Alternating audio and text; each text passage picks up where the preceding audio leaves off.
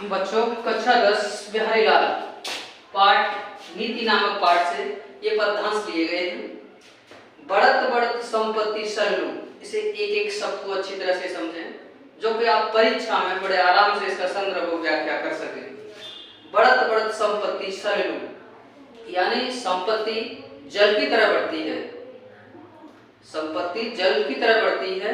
ये कंपैरिजन, ये तुलना कभी नहीं की है। मन सरोज बढ़ जाए और जो मन है वो कमल की तरह बढ़ता है।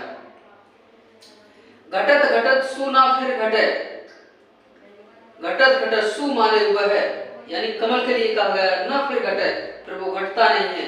बरु, बरु मीन्स होता है चाहे, समूल माने संपूर्ण, कुमलाए यानी मुरझा जाए। एक बार दोबारा से फिर समझें। इसका कहने का मतलब यह है, कवि कहना चाहता है कि बढ़त बढ़त संपत्ति सल्लू यानी पानी की तरह पानी की तरह जो संपत्ति है, धन बढ़ता जाता है।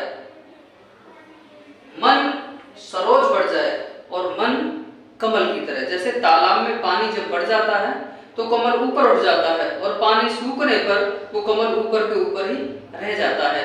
इसी तरह से मनुष्य की जो संपत्ति है वो बढ़ती चली जाती है, बढ़ती चली जाती है, तो उसकी इच्छाएं, कामनाएं और मन में अहंकार बढ़ता जाता है।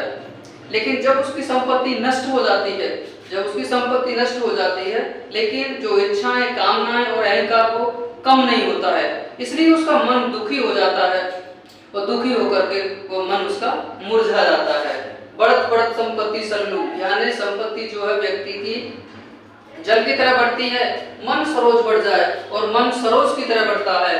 घटत घटत, ये दोनों ही यानी घटते घटते, सु माने हुआ है यानी कमल की तरह, फिर उसकी इच्छाएं कम नहीं हो पाती हैं। जैसे कमल नीचे नहीं आ पाता है वैसे उसकी इच्छाएं नहीं कम हो पाती हैं। बर चाहे समूल कुमलाए, चाहे वो समूल उसका नाश हो जाए, वो मुरझा जाए, इसी तरह से मन मुरझा जाता है तो वो इच्छाएं कम नहीं कर पाता है। संदर्भ निम्नलिखित पद्यांश काव्य के नीति नामक पाठ से लिया है, बिहारी लाल द्वारा लिखित है। व्याख्या बिहारी जी संपत्ति की तुलना जल से और मन की तुलना कमल से की है। कवि के अनुसार जैसे तालाब में पानी बढ़ने पर उसमें लगा कमल का फूल भी ऊपर बढ़ता जाता है, वैसे ही मनुष्य का धन बढ़ता है, वैसे ही उसकी इच्छाएं, कामनाएं और मन का अहंकार भी बढ़ता जाता है। लेकिन यह मन रूपी कमल जल के घटने पर भी ऊपर ही रह जाता है, वह कम नहीं होता। जब धन कम होता है तो मनुष्य पुरानी इच्छाओं को कम नहीं कर पाता, जिससे उसका मन दुखी होकर मुरझा जाता है।